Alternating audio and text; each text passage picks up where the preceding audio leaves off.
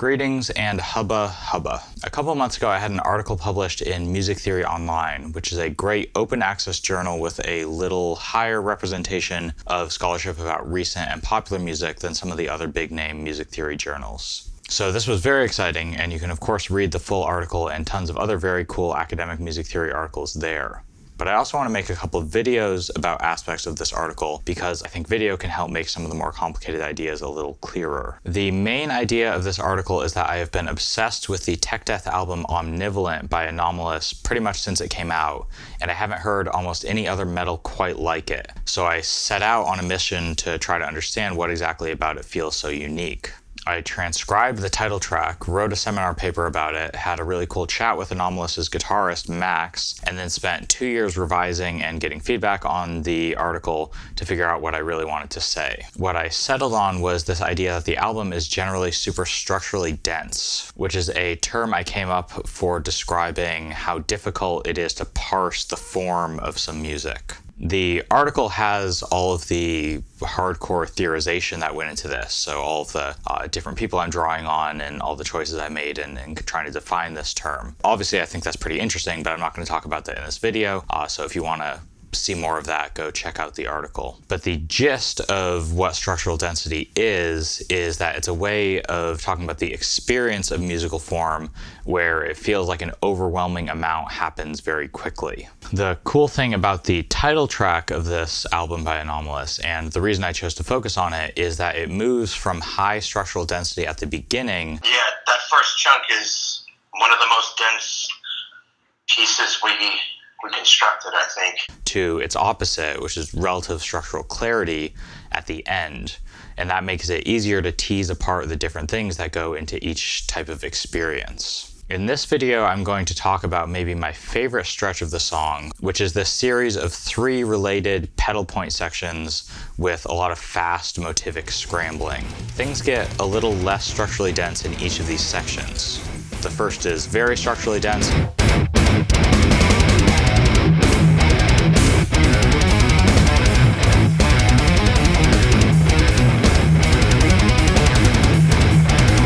The second one is a little less.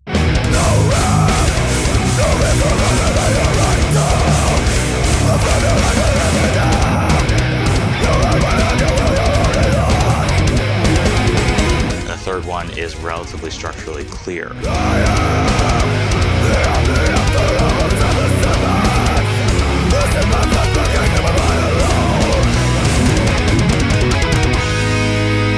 All 3 of these sections are made up of 3 different little motivic fragments, which are scrambled and chopped up and transformed a little in a bunch of different ways. First, there's this low chugging thing. Then there are these pentatonic and diminished scale runs. And then there's this 4-note arpeggio.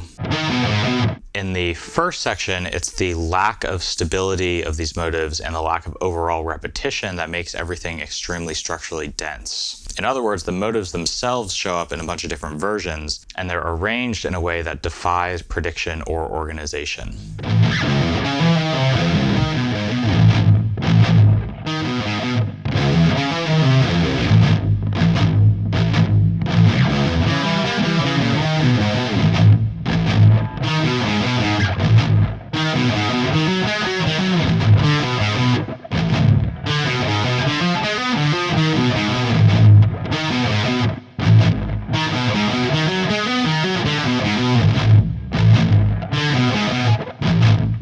This is true to the point where it's hard to even decide how to notate this section. If you are a real music nerd, there are at least 3 logically consistent but imperfect ways of barring this section, of choosing where the measures start and end. And I think this ambiguity reflects, at a really granular level, how difficult it is to parse this first section, like in your brain. It's also something that likely arose from the fact that, as Max told me, they composed this album little by little as they worked on a demo version without ever writing things down on paper. They just kept adding to the recording. Like Legos. It's like we built a life-size house out of Legos, one little piece at a time.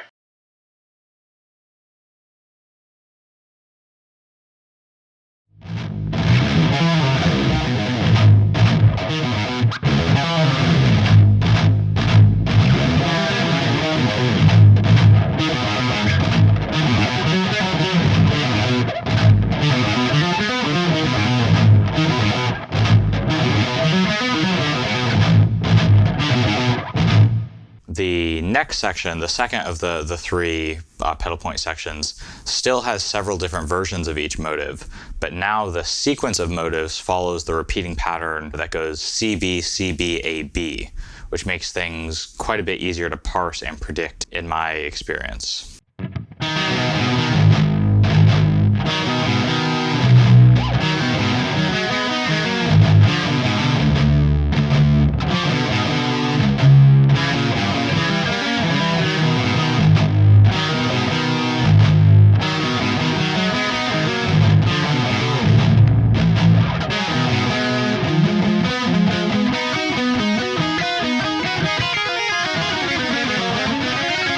The section also has a little bit of harmonic resolution because the really physically obnoxious, harmonically unstable first fret pedal note of the previous subsection is replaced by a more tonal harmonic world starting on the low open string.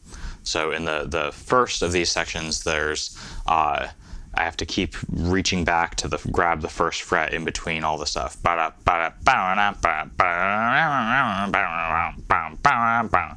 And then at the start of this one, I can just do the open string for a lot of it. And then it changes a little, but it's more tonal. So the high tension and extreme structural density of the first section relaxes a little bit in this second one.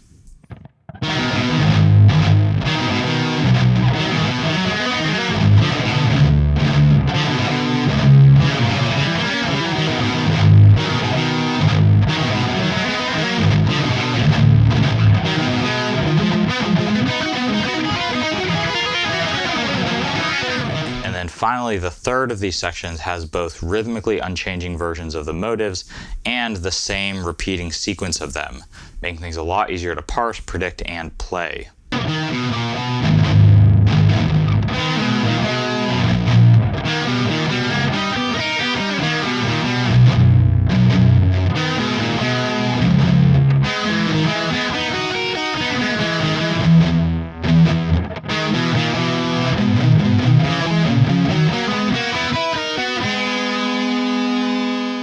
It's also noticeably slower than the previous two sections, so it's like 20 BPM slower. If density is some sort of description of how many structural changes there are in a given amount of time, it makes sense that slowing the tempo will probably reduce the structural density as well.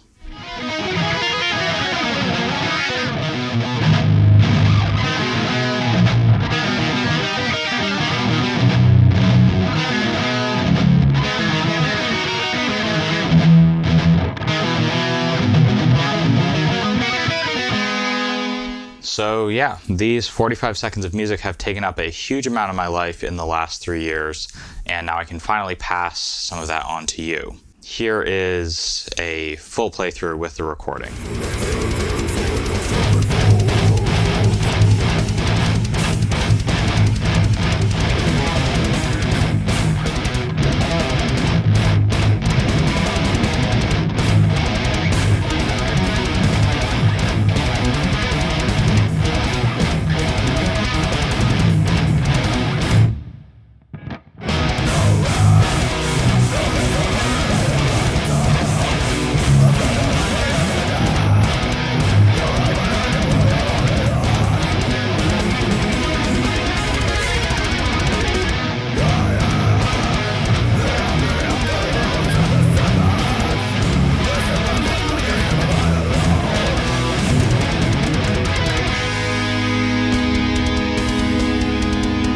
No offense, but I am very happy that I will likely never have to try to play these sections at the tempo on the recording again. This has been very, very challenging and frustrating.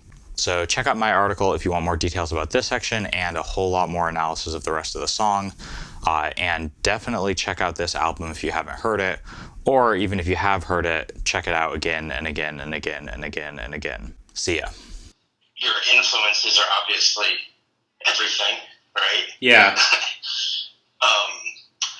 So you can pretty much, if I were to write down every band that I love, you could take little hints and familiarities from each and see that it's all kind of in there. Yeah.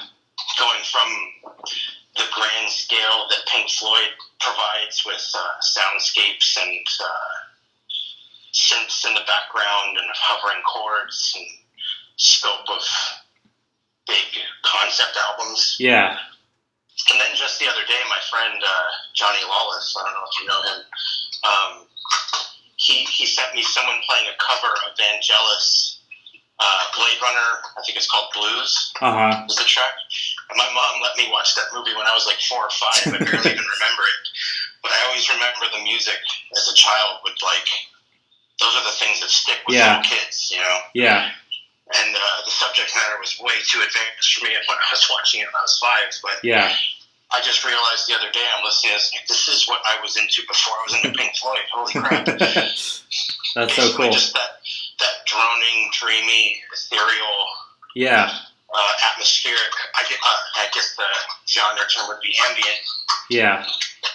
But like the kind of thing that makes your life feel important if you're like listening to it walking down the street.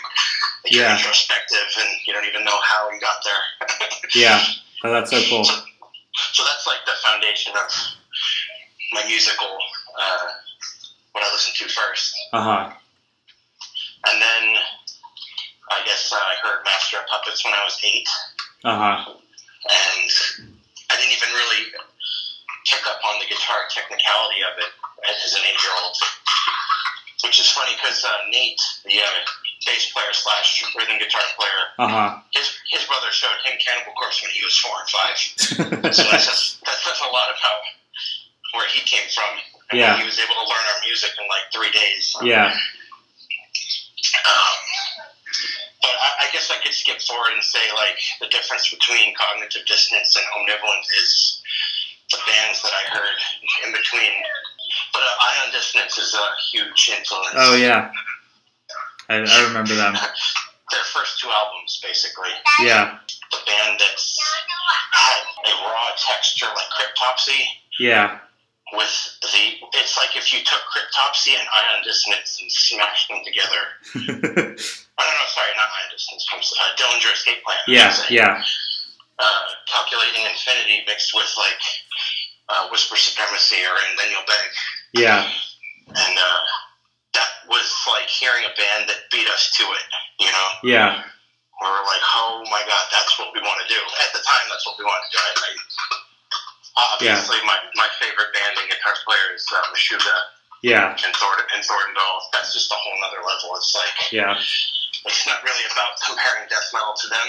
They'll never, it's a stupid, like, competition because they're obviously different worlds. Yeah. But you could always, like, if I had to choose, I would pick Meshuggah's discography over anything else.